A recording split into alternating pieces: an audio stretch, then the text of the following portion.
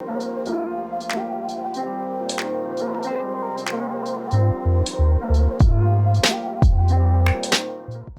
up, though? And welcome to another edition of The Unfinished Project. I'm your host, Meech. And I'm your host, Reesh. And what's up, y'all? It's been a minute. I don't know why. It feels like it's been so long. And it's only been like 1 extra week. I know. But I miss the people. I miss the people. I miss the feedback. I miss talking to my best friend on camera. Yeah, I'm talking to you every day. What's going on? It's a lot to happen in 3 weeks, child. Girl, let's give them the rundown of the celebrity tea of the week. A little bit of tea. Let's see, because we're gonna touch on one of them that's gonna lead into what we're talking about today. But yeah, Sweetie and what's it called, broke up. That was kind of sad. Was it? Cause I liked them together. They were cute. But that's, I mean, we all I guess cute. she don't feel the same. We all they were cute. a cute couple. Okay. But he a cheater, I guess. Yeah, she was happy. You know what I thought about that whole thing is just like, what if your relationship is tied to your money? I know. How that work? It's so messy. Like, you know what I mean? Because when you're ready to get out, when you're ready to go, then you gotta think about get what and what pay. Or how this is gonna move. Yeah. How this is gonna move moving forward. You know it doesn't I mean? move moving forward. It has to. Where career stop, ain't she signed him? Yeah. Is she? I don't know. I heard that. I don't know. I don't know. I never heard that. Oh, okay. I mean, if she is, and business is business, shit, who gives a fuck? Who gives a dang? But yeah, so that, what else happened that's the other thing? Not this. I feel like it was something else that happened this past couple weeks. I don't know. Don't go off my memory. Clearly, we can't go off her memory. Don't go off my anyway, memory. we're going to talk about, what's that man name? Oh, Derek Jackson? Yes.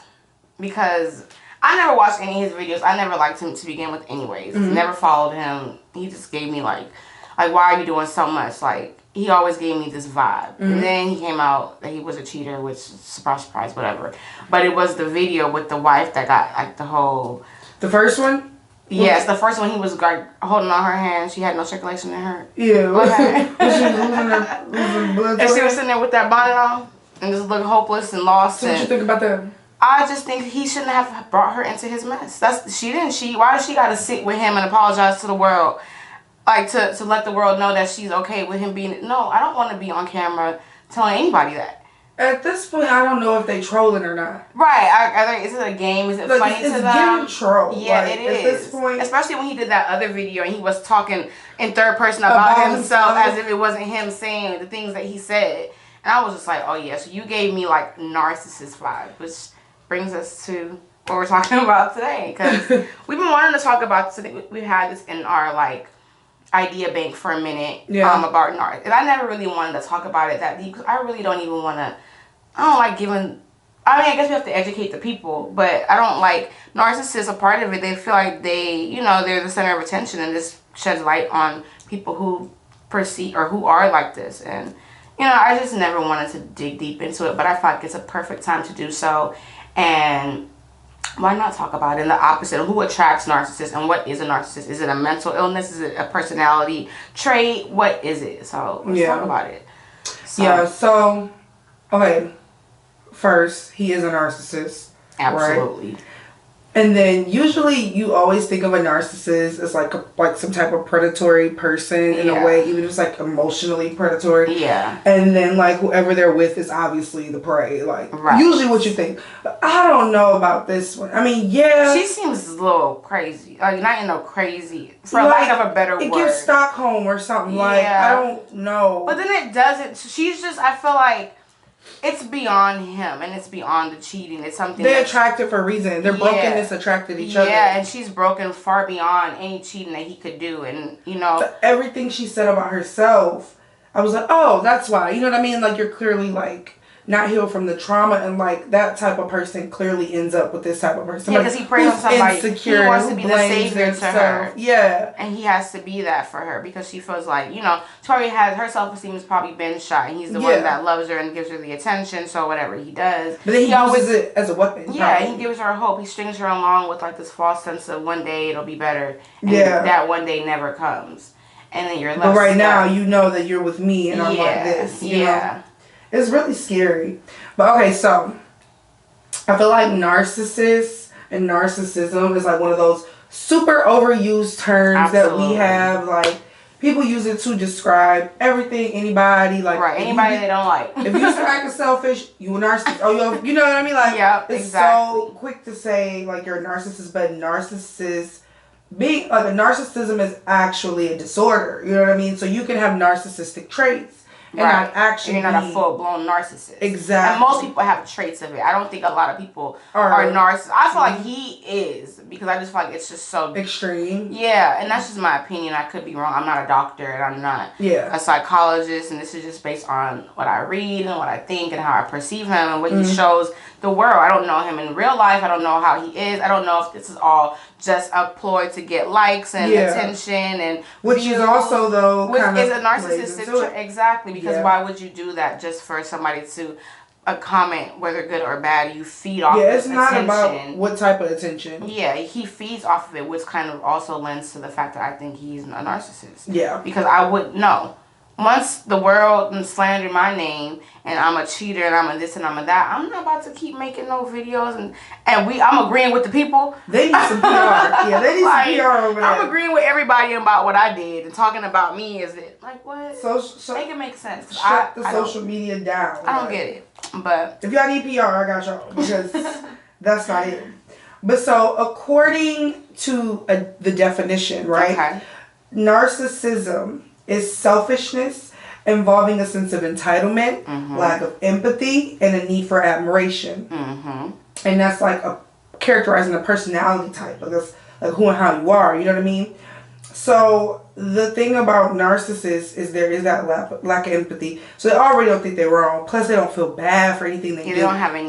They can't feel how you feel. No. They can't see what they did, how it makes you feel. They cannot relate that. Yeah, and you can see signs of like a narcissist in like that trait alone, because like they can't really identify like with your sadness or with any emotion you feel. You'll just kind of see them like.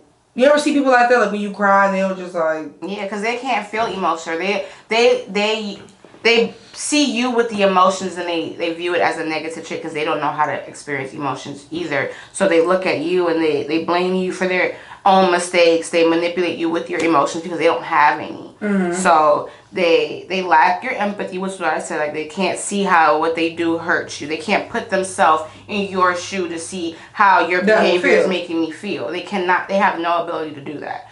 They feel like you're basically, how I perceive it's like you're a pawn in their game. If you're not going to do what they do, or if you stop, feeding that ego and doing whatever, then they're on to the next one. They have no kind of attachment to any one person. It's more of a need to seek a validation and a need to feel important and need to get what they want. Yeah, get what you want by whatever means. And if they can't do that with you, they're quickly on to the next pawn that they can use. So they're not going to be attracted to people who are confident, people who are who are strong, people who set boundaries, people who do any of those things, because then that would expose who they are, and they can't play the game that they want to play. So they have to find somebody who wants to please, who wants to heal, who wants to help. They always have this woe is me story that it's never their fault, that something happened to them and this person did that, and they attract somebody. It's like, oh, I would never do that to you, or I can't understand how somebody could do that, and now they want to heal you and help you. And anytime that they do something, they blame you, and now you feel bad, and you're like, oh, you know what? Oh, gaslighting. Yeah, they gaslight you. Now you're the blame for everything. Now they feel bad because now you're just like the rest of them that hurt him, and you don't want to be that. It's always this give and take, and then I always say that it's going to get better because they come back and it's all happy and good, and now things are good and things feel good because they're very charming, they're very charismatic, they know how to do whether it's sex, whether it's gifts, whatever it is that they use to manipulate you, that's what they do. So they know how to get you back. It's like this push and pull, and then eventually either they get bored of the game with you and they find somebody else, or you either break down and there's nothing left of you, or you get the sense to leave, because you can't, if you really value who you are, you cannot let anybody, destroy your emotional, health. That's so bad. And at what expense? To play into a game of somebody who really doesn't even care about you. It's really that, how I feel about it. So. Yeah. I don't know. It doesn't come off like that. obvious all the time. Later. Yeah, like, because typically, like, to meet a narcissist, you feel like you just, like, met the love of your life, right? Everything feels perfect. Yeah. Like, they're serving you. You know what I mean? Like, and you're just like, oh my gosh, you met, like, this amazing person, because they're being exactly who it is they think you want them to be. Absolutely. So it feels great, you know what I mean? But the only one who doesn't know is you. Like, yeah. And, I mean, that's a red flag in and of itself. Like, a new red flag, well, it's not new, but, you know, just added to my list within the last couple of years, is someone who wants to go, like, who wants you so quickly. You know what I mean? Someone who wants you. Yeah, like, they just want y'all to, like, we meet yesterday and we go together in 3 days. Like, wait. Hold up. Mm-hmm. You don't know me. I don't know you. Exactly. And you're rushing this to hide what? You didn't just meet me and think, oh my God, this woman is so amazing. She has to be in my life, like, forever, right now, today. Like, no, like, you're either seeing something in me that you know you can play off of, or you're trying to hide something from me that you don't want me to see. But it'll all feel good in the beginning. It'll be fast. It'll be so fast. It'll be so fast that give it a couple months and it can't help but to come out, like those narcissistic they can't hold that facade forever. For too long. And then almost like, it's like, whew, finally I can be myself. Yeah. And it's like a wrap. Yeah, once they got you, a blame, then and, it's the control, traits start coming out. And and it's just so many parts to it, because it's all manipulative. You know what I mean? It's also manipulate. Yeah, like, you're using my emotions. And then the thing about a narcissist is they seem to attract an empath. And I don't know if you guys have ever heard of an empath or know what an empath personality type of person is, but just by definition, it's a person with the paranormal ability to apprehend the mental or emotional state of another individual.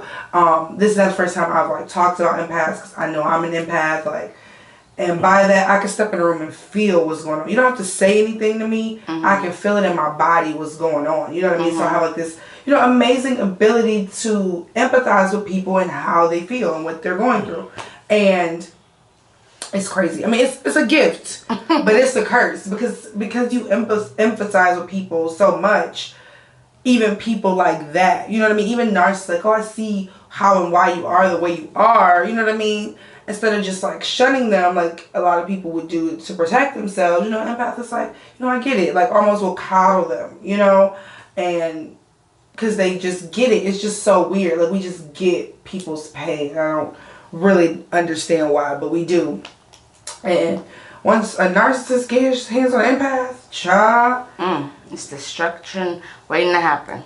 Isn't it? It's the most beautiful, disastrous, because they finally got somebody who's like, I get it, I see you, you know what I mean? Like, I know why you're hurt. Like yeah. Maybe I feel like I have traits of that, and more so these days.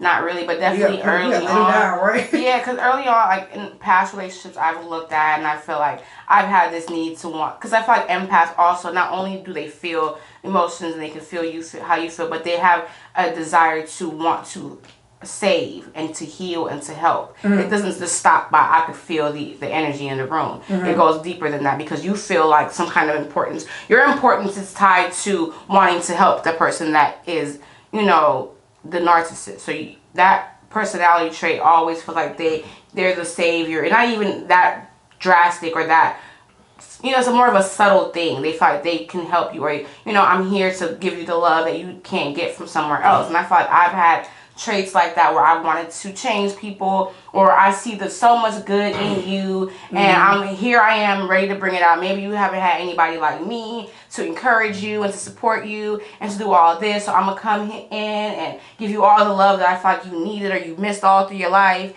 and love you through. I'm gonna love you through all of this bull. And no, it doesn't work that way, because what happens is you're now in the space where you care so much about somebody else's needs that you cannot focus on your own, and they're not going to, because they feed off of the attention. They are the center of someone's universe, of your universe right now, so they don't even care or see or recognize that you're not even doing anything for yourself, because everything's now about them. If I gotta do this, I gotta jump. If you want to be this and do this and be here or feel this, that's what you want me to do, and if I don't, now you're upset, and I don't want to feel the anger and the wrath of your, you know, your emotions, so I'm gonna coddle you. I'm going to say it's okay, or no, it's okay. I'll do this too. It's always like my emotions get second place, and sometimes third and fourth place, because I'm like that, not just with him, I'm sure, but throughout life. So I have this feeling of resentment. I have this feeling of it's not equaling out. It's not, there's no payout here. Like, I'm doing this and I keep having this hope because he keeps stringing me along that it is going to get better, and there is hope, but then there's no hope. And at the end of the day,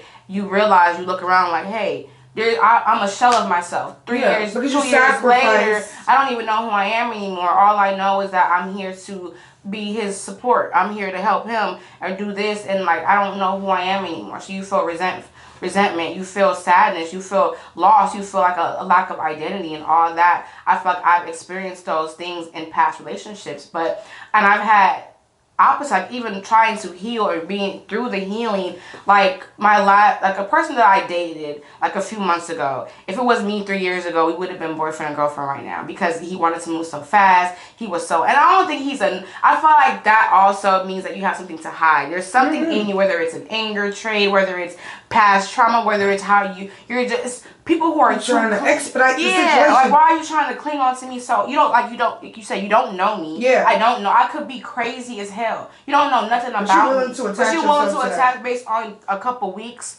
and, some good moments and some intimacy. Like, no, like, that's how I know you're not emotionally mature, because there's no way that you can want to give your all to somebody and be with somebody all the time. And now, what was your life before you met me? How do you want to be with me all the time? And anytime I'm available, you want to be there. And if I'm not available, you're upset. Like, no, that's a big red flag for somebody that's there. And I feel like I could see that now. Before, I'm like, wow, we're in love. He loves me. Like, he's just this. And, I'm just so caught up in the whirlwind of it too. Because I have other things that I'm dealing with that I don't want to face. So there's a part of me that doesn't want to be alone. Yeah. There's a part of me that just wants to be in love, that feels attachment to somebody else. I feel like that's how I identify who I am, is by being with someone. All those type of things that I had to recognize within me that weren't necessarily like, healthy. And I could attract the wrong type of people, whether it's a narcissist, a sociopath. It can get even worse than that. It could be somebody who's just emotionally just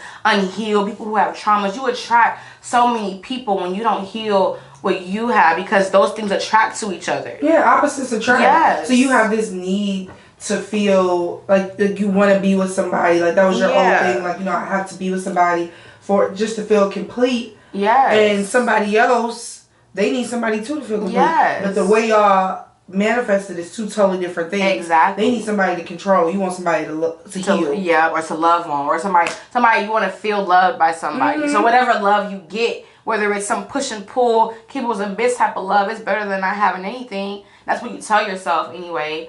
And that's how you come up in situations like this. And then before you know it, if you don't look at it for what it is, you're so deep into it that, man, coming out of it is sometimes dangerous. It's sometimes scary. It's sometimes difficult. It's always some extraness to get through that. You know what I mean?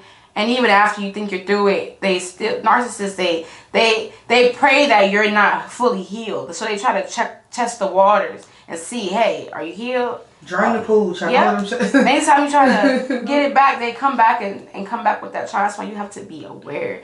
And it's important to do the self-healing so you don't attract people like this. So if you had a traumatic childhood or upbringing, or you had a traumatic relationship in the past, heal that so you don't keep repeating cycles. Because the same cycles that you feel like you had in childhood, whether if it was not romantically involved, they still leak on to other relationships in your life. It's important to heal. I say that all the time. And not just in the form of therapy. It could be in the form of church. But if I was going to say in the form of church, and I look at this lady, and she's just, everything she says is the blood of God, the helmet of this. Salvation. Yes. And that's all what this. It sounds cultish. Like, it doesn't sound like it's true, like, reasoning, and I'm coming to God in prayer. I'm coming to God for healing.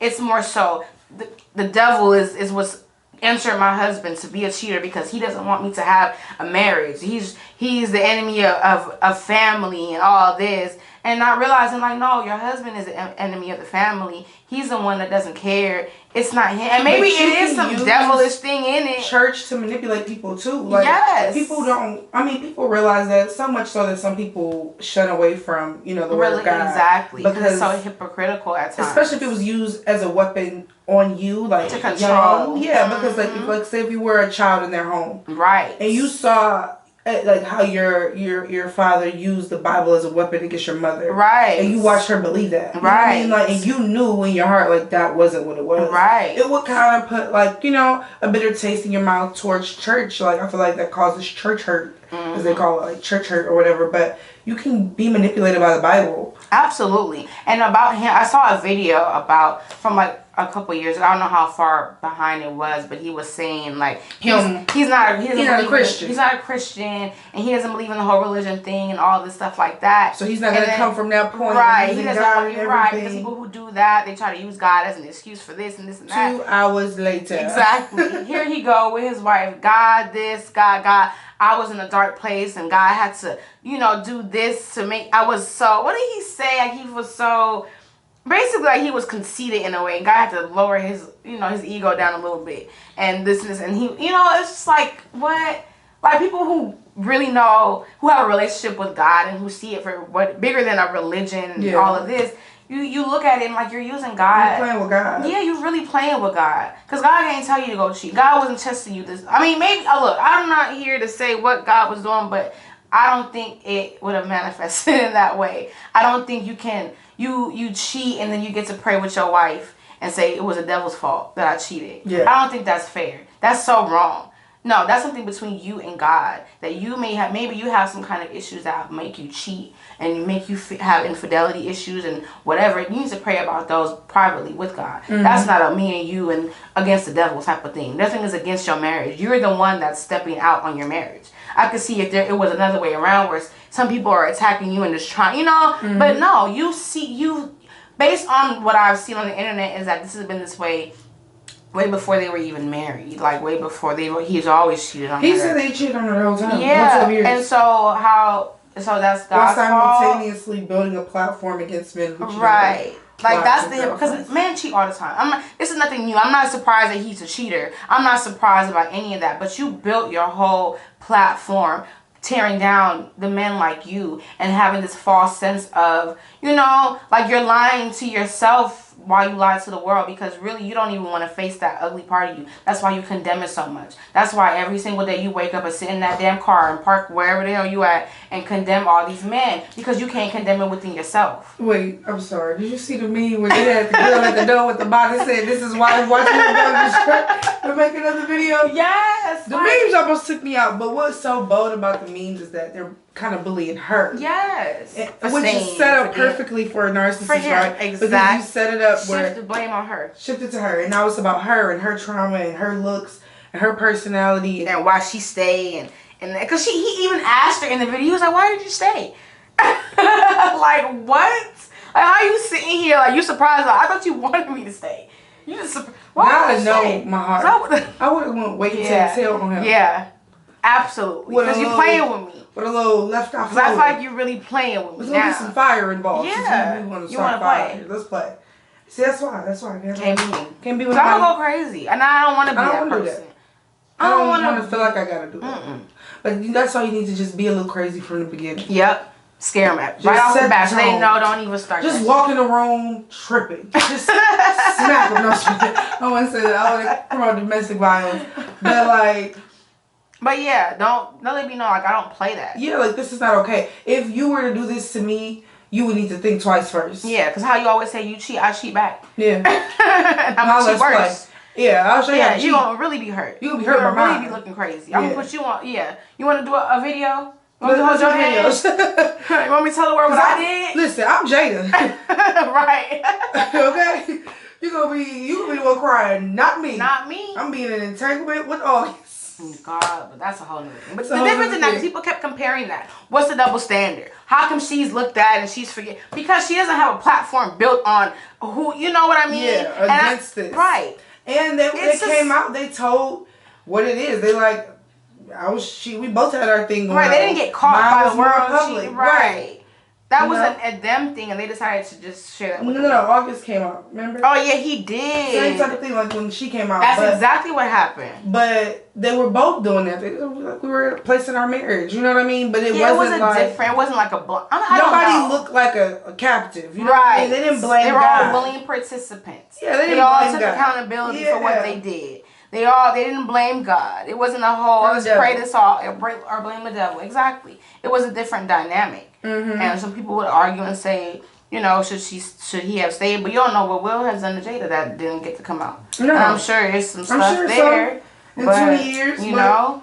But, I mean, I'm not saying that, you know, because it's they've been married. I don't know. I can't speak from that place. I don't know what I would do married to my husband for 10, 15, 20 years and then something happened. I don't know what I would do. I would want to say I would leave. I don't know. Is it that simple?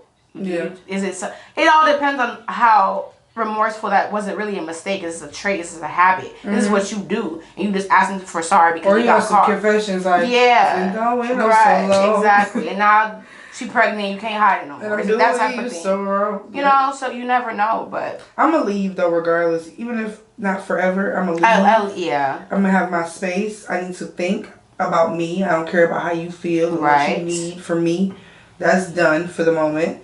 So I need to clear my mind, weigh things out, see if I even want to go back. Yeah, because you might not. I need you so far on the edge that I don't need you to know what I'm doing. Exactly where I'm at. No talking, no texting, no communication. You're absolutely right. You need to feel it, because if I do come back, you need to know that never ever. Yeah, because if you do this again, you have I'm never coming back. Lots of ass to kiss. Yes.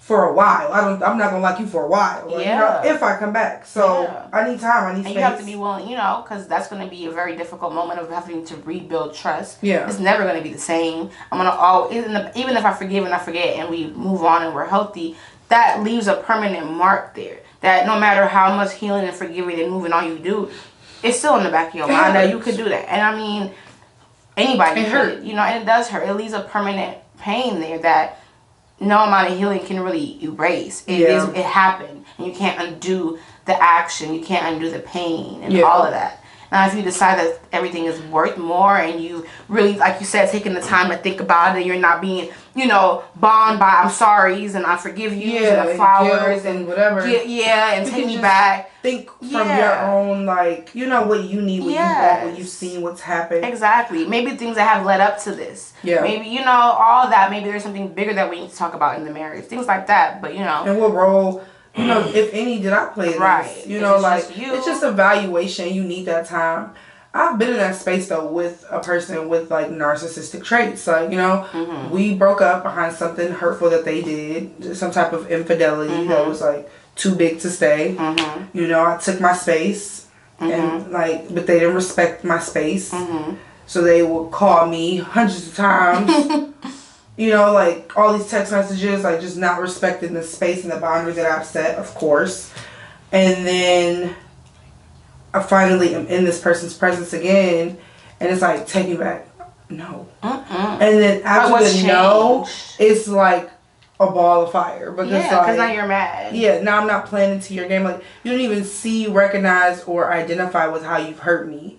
It's a but this, a but that. You know what I mean? Like, it's never an just take me back. Yeah, and then when it's no, it's just like World War III. Like, who is this person? Like, and yeah, I've been there with a person that definitely has like narcissistic traits, and it's scary because it's just like you only feel bad about what you did enough to get me back, just to have me back in the position where you want me. You know what I mean? So that's selfish. Like, you don't even really... when is it ever about me? Yeah, you don't really see what you did wrong for real. Like, nothing is about me. Because I want you back, and I need you this, and take me back, and I'm wrong, or I'm right, or this, or I've changed, or that. But it's never about me. How do you feel? Do you want to be with me? Do you want to take me? How do you feel about us? Where are you at in life?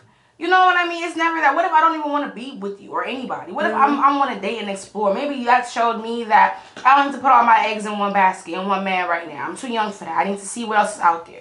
That, you know, there's never any kind of respect for that. You have no respect for boundaries because you don't want me to have any. Yeah, you don't know what boundaries is. You trample over whatever boundaries I have and then get mad when I try to put them back up. Yeah, or reset them. Yeah. Like, it's always like this, like... And you're only happy when I don't have boundaries. You're only happy when you get to do what you want. You're only happy when I don't hold you accountable for things. You're only happy when, you know, I don't say nothing when you do some crazy stuff. You're only happy when you get your way. And you're not a child. Only children get to cry and pout when they don't get their way. And even them, they still get disciplined and then they still get, you know... reprimanded for that. You don't go through life without consequences. You don't get to sorry your way through life and trample on everybody in the way. You don't get to be a bad guy all the time and just say oh well, that's who you are, or oh well, I'm sorry, or oh well, somebody will deal with me, or somebody, if you put up with me for XYZ amount of times, it'll be worth it. Nobody has to go through that, and nobody should have to be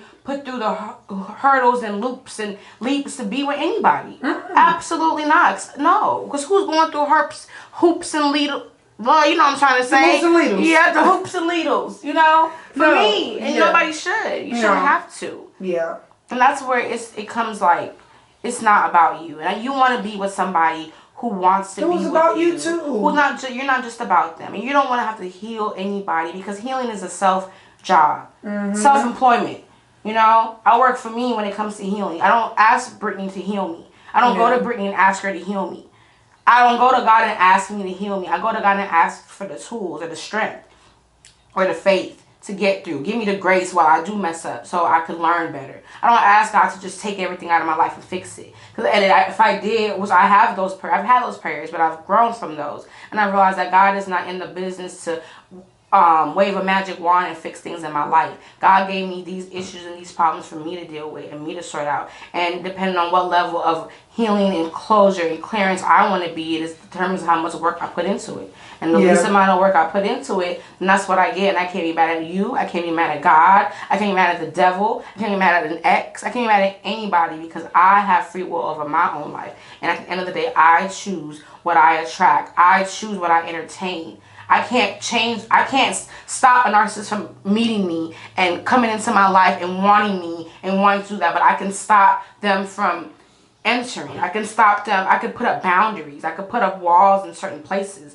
Not to say I don't have any narcissistic friends or family or exes, you know, that I may talk to one day. I might, but I know how to play them. I know what role they play in my life, and I would never let them get to the point where they are taking so much from me. And that's where the growth comes in. And I know I'm not even where I want to be because, you know, I might still entertain somebody who, you know, or for a minute, but I feel like I catch myself these days. Or I'm looking at what it is from an outside view. Because when I'm in it, I'm so in it, it's so familiar. All I've known was to heal, and I always wanted to attract somebody that appreciates all what I do for them. That's how I've always been. So a part of me that's my habit. I have to unlearn that habit and be objective about it and see it for what it is. It's not healthy. Yeah, like the need to be needed is not healthy. It's not. It comes off sweet. You know what I mean?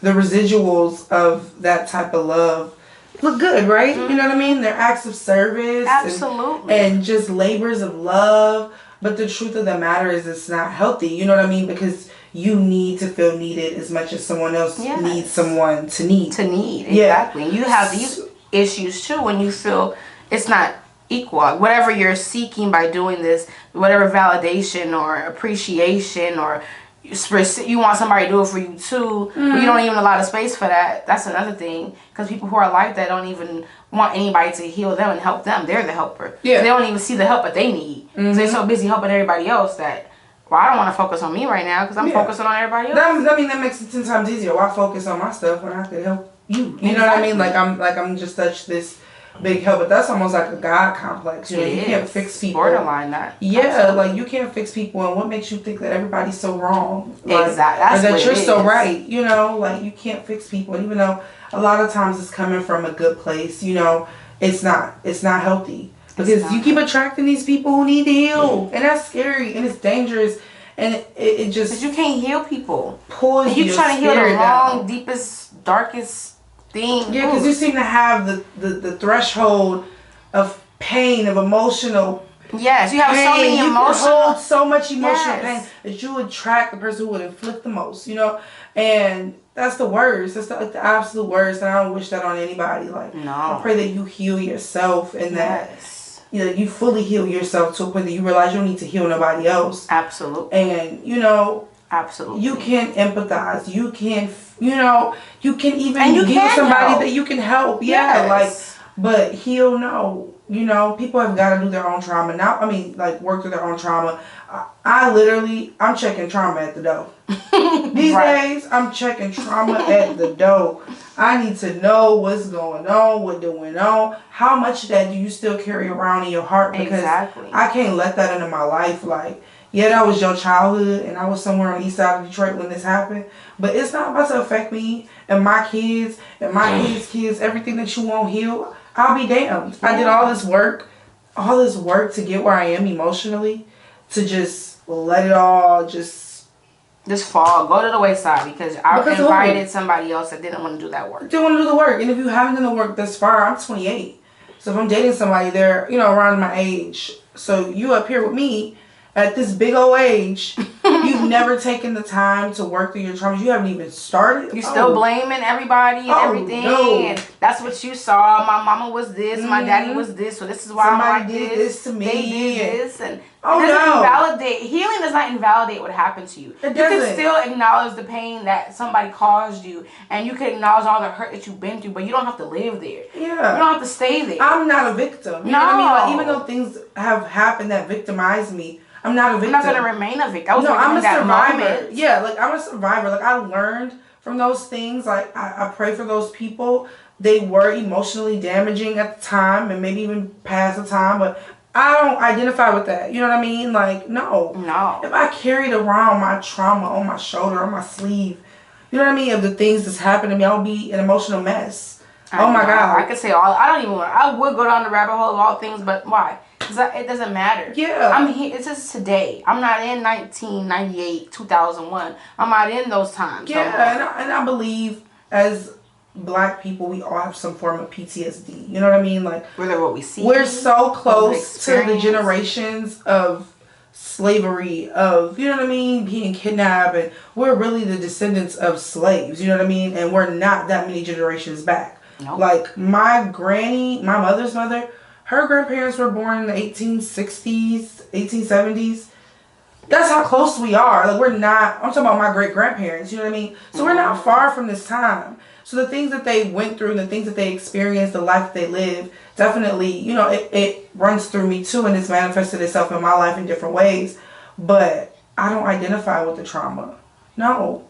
I've got to heal it. Like, I've got to stop it here. The buck stops here. And sometimes when you're that person in your family or in your friend group or, you know, in your circle, mostly family though, because those are like the traumas that get passed down. It's like usually through your family.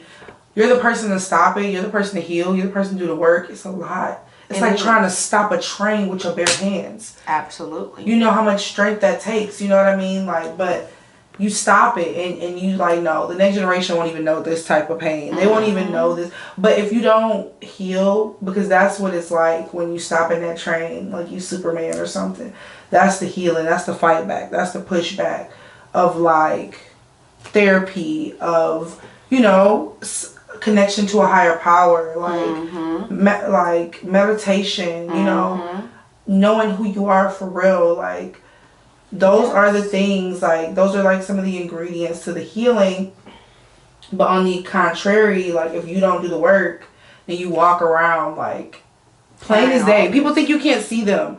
People see your hurt, they see your trauma, and when you don't heal, you wear it just like your smile. It's so obvious. Things you say, your demeanor, what you attract, how you talk to people, your traits. And that's why they try to get in quick so you don't see that, because you can't hold that too long. You can't pretend for too long. You know, a good, that's a terrible thing to say. It's like an oxymoron, but a good narcissist can hold it for like some months, maybe a year, or, you know, but then it's got to come out. It can't stay long, you know, and the behavior starts.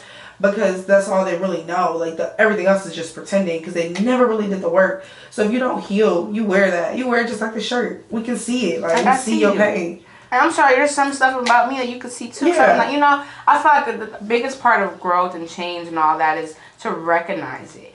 Like, I heard you say, like, you know, you don't identify with it, and I feel like that's the end result. Mm-hmm. But you have to identify with it. Initially, you have to face it. You have to feel it. You gotta say it out loud. Yes, say it on paper, write it out, whatever it is. Talk to somebody about it, but you have to identify it because you cannot heal something that you don't know. Yeah, because I saw this video that Big Sean had posted. He did like an interview with I forgot his name. I saw that podcast. Yeah, because I follow that other guy too. He's a Virgo, so. Is he really? Yes, he is. He's so dope. But anyway, he was saying that there's so much stuff in your subconscious that you don't even know it needs to be healed. Oh, yeah. Like, I could deal with all the conscious stuff that I know. I can remember at age 8 this happened, or age 15 this happened, or this happened at this time. But there's so much that's so deeply rooted in you that you don't even know. Yeah. And that's why it's important. Like, once if you don't call it out, it never has to come out. So I feel like there's stages of growth. Obviously, that's some obvious things that I'm saying. But, you know, you heal the obvious stuff. Mm-hmm. You deal with, you know, your parents. You deal with not having the tangibles. You deal with,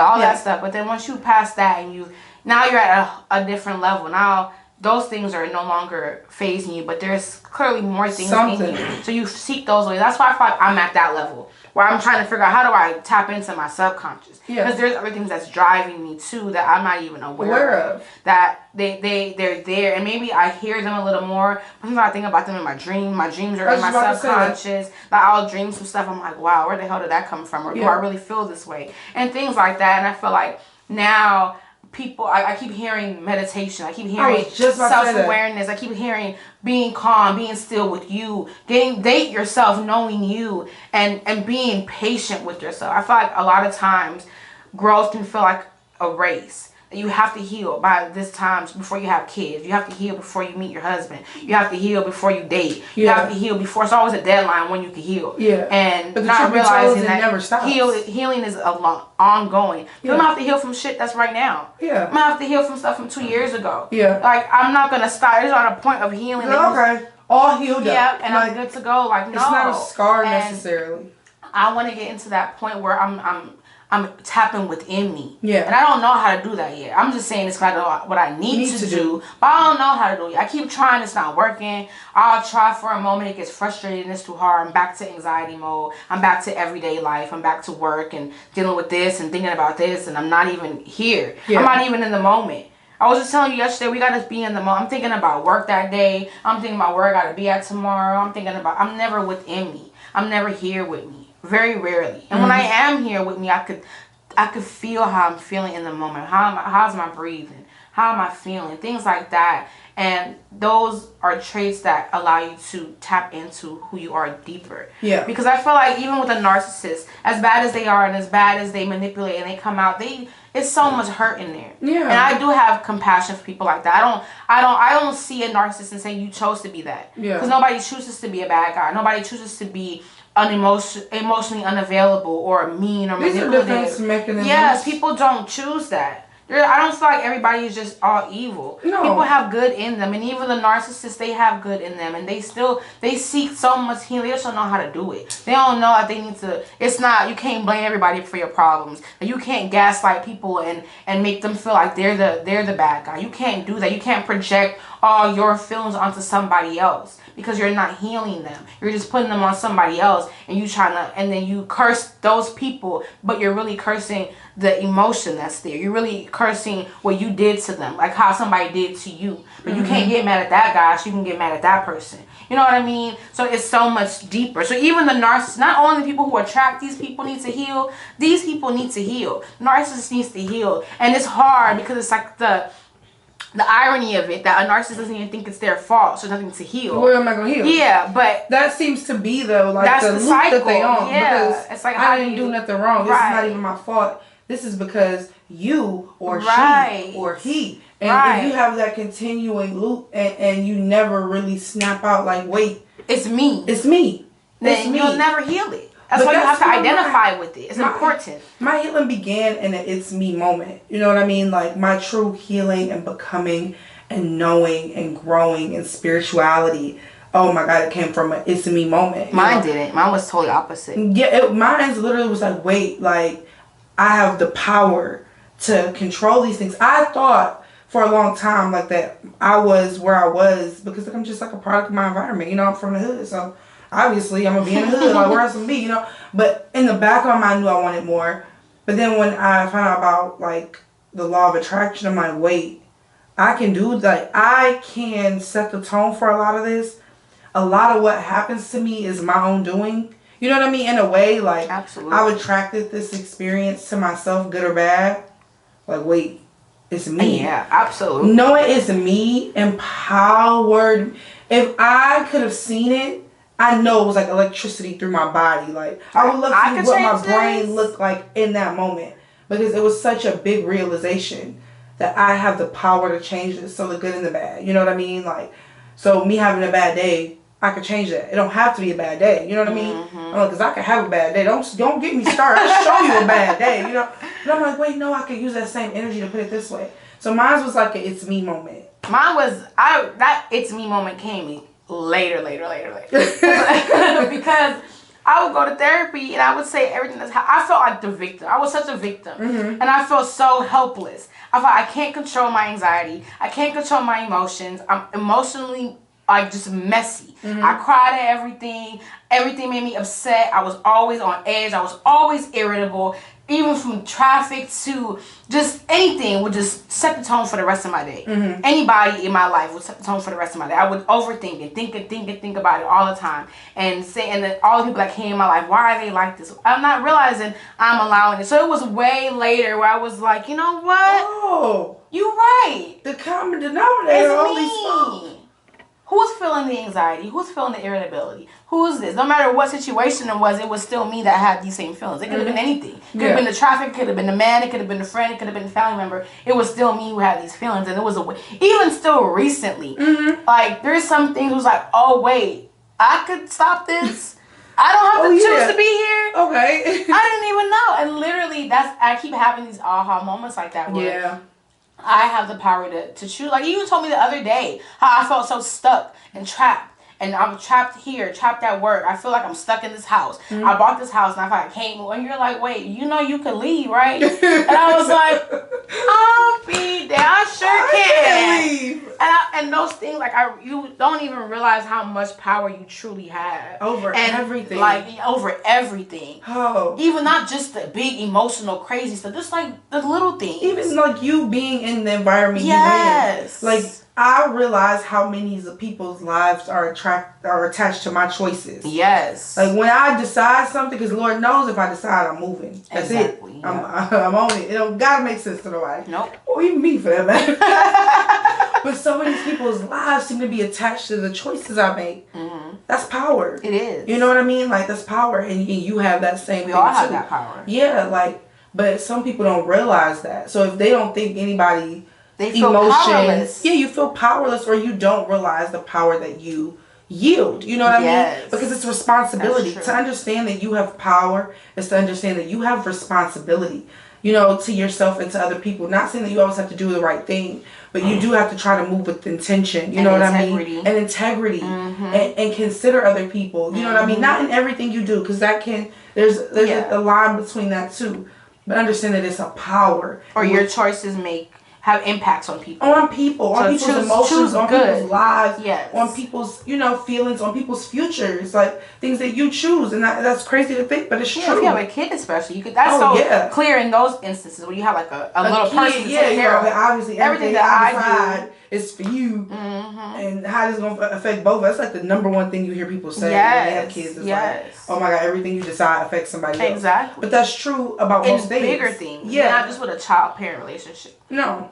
What I do affects her, because we're so close that what I do will affect her. What I do will affect my family. If I say, like when I moved here, that affected everybody. That wasn't my choice, and I moved with me, but it affected everybody else around me. Everybody else had a piece of something attached to my mood, whether it was sadness, depression, loneliness, missing somebody, all those things. You can't control people. Yeah. I wrote the other day in my journal, I was like, no matter how much you love somebody or how much you want somebody to be in your life, you can't make somebody. Everyone has their free will, and you have to respect that. No matter how much you want to hold on to someone or something or some job or some anything, like nothing is permanent. Life itself is not permanent. So you can't expect anybody to move how you want when you want. No. Because people have that the free will to do what they want. You know what I mean? And sometimes people move and they don't realize how, like we said, like, it affects you. But even so, that's your problem too. Even if what you did affect me, I still determine how much I let it affect me. Exactly. So it's all, we all have the power here. She has her decisions. Power to choose. Right. They still empower people, or they disempower people. Right. And then how that affects me is my power. Yeah. You know what I mean? So we all have that power. No one is more powerful than the next. Other. Nobody has control over you. No man can tell you to stay somewhere because he's sorry or he won't do it again. If you feel slighted or hurt and you can't heal that in that situation, then you have the power to leave it. No matter how much marriage, love, kids, it doesn't matter. It doesn't matter. Even your kids, you don't stay nowhere for no kids. You don't stay in an unhappy home and an unhappy marriage because of some kids. Well, you can't, because they know. They know. Trust me, they know. I don't care how much you psych yourself out. They don't see the arguments, and they pick up on the energy, on the vibes. Kids especially, they have that. Kids know. They know. So your job is to be content with you and choose for you. And have integrity when you're making these choices, and not do them out of a selfish desire or a manipulative or a tit for tat or a blame game. Just do for you. I always tell people, like, even though I have no kids, I tell people all the time, the best thing you can give your kid is a happy mom or a happy dad. Yeah, it's the best thing you can give them, and whatever that looks like for you. It's not always ideal what your happy looks like, but that is something they'll always know. That you were happy, that you were true to yourself. But to give them a depressed, trapped in, and to get to that point where you could choose to be the happy you gotta do the work to get there. Yeah, I don't even know what it looks like. Yeah, you can't cheat yourself to that point. A lot of people don't even know what happy them looks like. You ask somebody who's all like depressed or anxious or whatever, like emotion that they can't seem to get out of, like, what do you want? If you could have it your way, I ask people this all the time. Ideally, and they say there are no no's. What do you want? First thing I always get is, I don't know. So you don't even know, like, what you. And they start saying that sounds good. I want money. I want to have a good house and family and marriage. Oh yeah, it starts off really surface level. Really surface. It never gets deep. Like, do you want to wake up and feel fulfilled every day? Right. Like, you know what How I mean? do you want your day to look like? That's and then that's always the question I ask to go deeper. It's like, if you could give me the ideal day from the time you wake up, perfect day, what is that? Like, for you? And those answers are more simplistic than you think. Like, the things that make you happy, they're attainable. My day, my perfect day. Yeah, let's do our day. I was going to ask you, what's your day? Okay, so my perfect day is I'll wake up somewhere really, really, like, aesthetically beautiful. Okay, and what's aesthetically beautiful to you? To me, is like ceiling to floor glass, like, as a whole wall. And then just water. Just like crashing water. Like, that's like my peace. Okay. So, like, I'll wake up somewhere like that. And get up. How do you wake up? Do you wake up on your own? What time of day? Nobody woke me up, Breach. No alarm, no person. I just was like, That's an illusion for my life, okay? Waking me up is like World War III. Boom, boom, boom, boom, boom. So I wake up naturally, peacefully, early. Okay. Take some time to talk to God. Like, you know what I mean? Like, whether that's writing, prayer, meditation, just me and God for a minute. And then get up, move my body. Probably like yoga, because I like yoga. No, I don't feel not fit when I do yoga. No matter what size I am, I always feel fit when I do yoga. So, like, do some yoga. Like, come downstairs and, like, my fine ass man has made me, like, some bomb ass breakfast. You know I love some breakfast. I don't care what we have in life. I want Southern breakfast, okay? And he made grits, like, better than mine. Like, you know? So, my finance man has made me some breakfast. Like, we go take a walk together. And I go to the coffee shop. And, you know, I come home. I get to talk to my friends. Or maybe I met a friend for lunch while I was out. And I host some type of gathering at my house that night with all the people I love. And that's, like, a great day for me. Simple.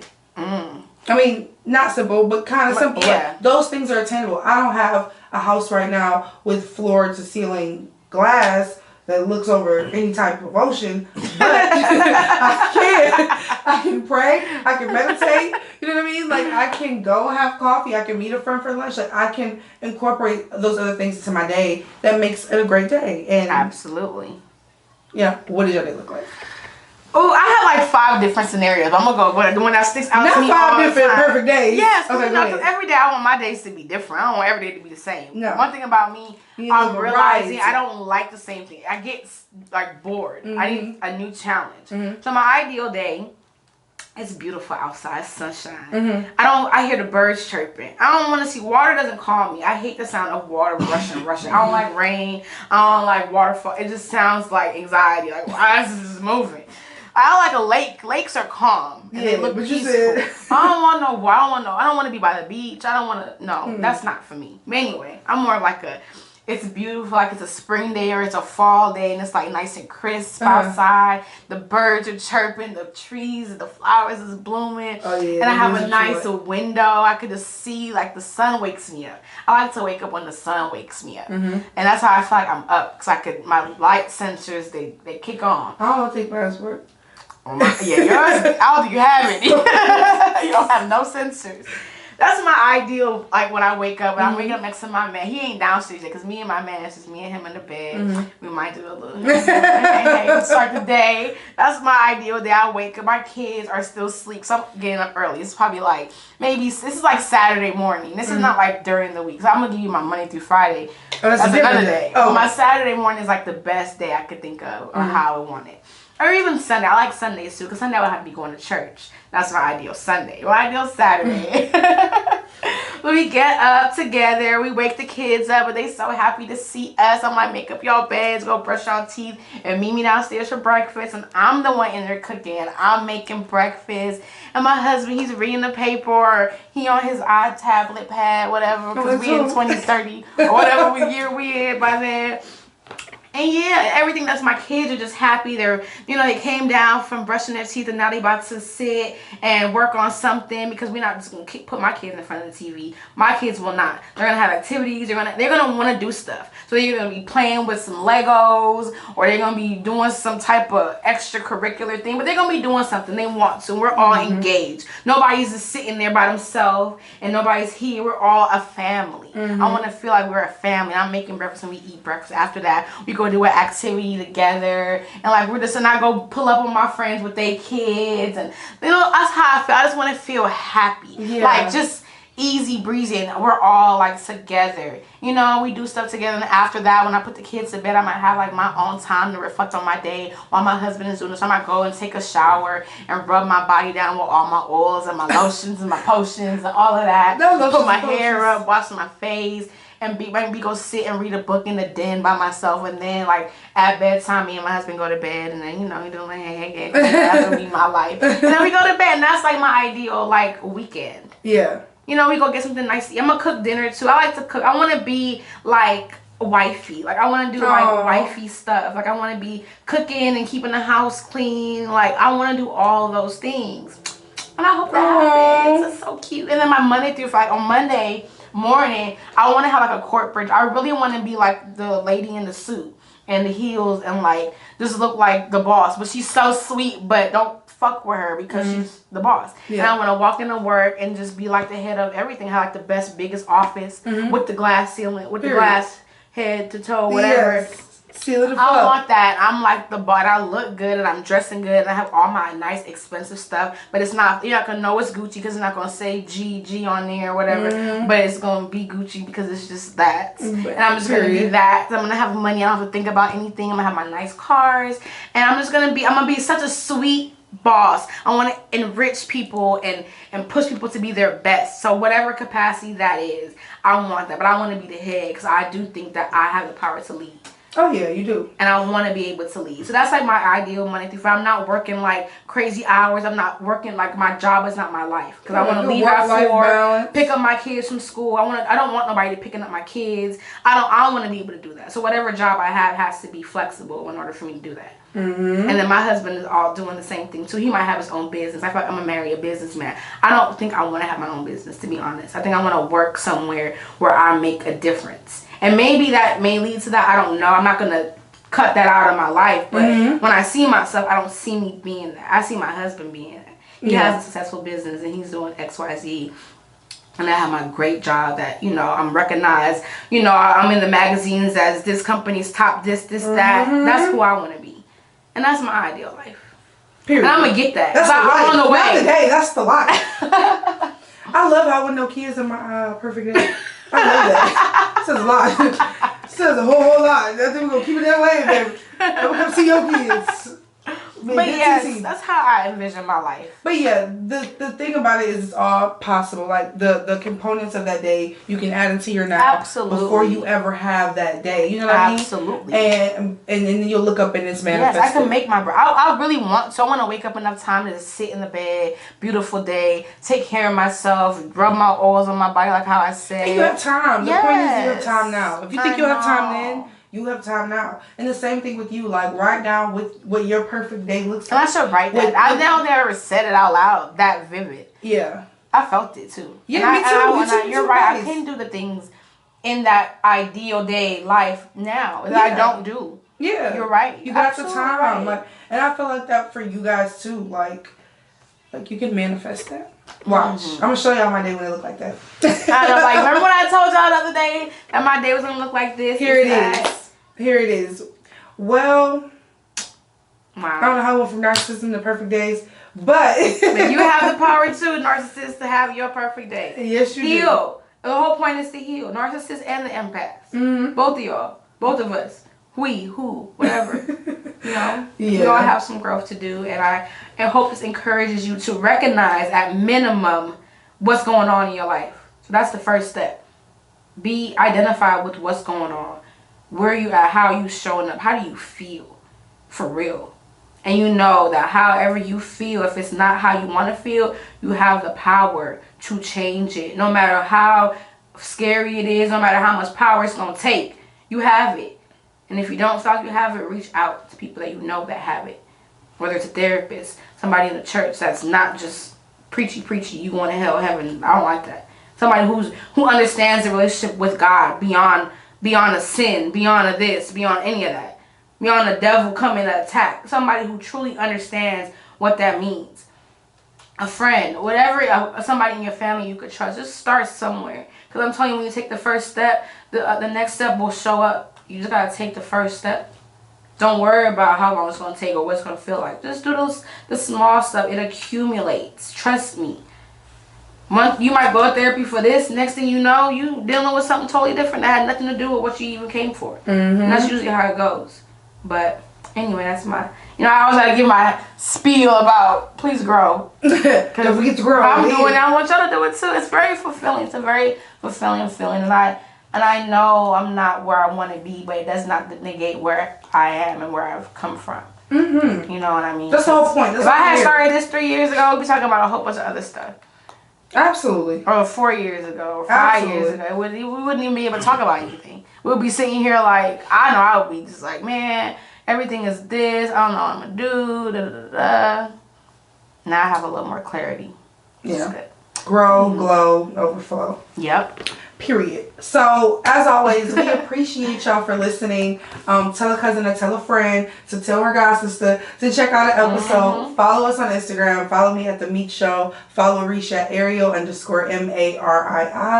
And like and subscribe to our channel. We love y'all, love y'all, love y'all. And we'll see you guys next time. Thanks for listening. Bye. Bye.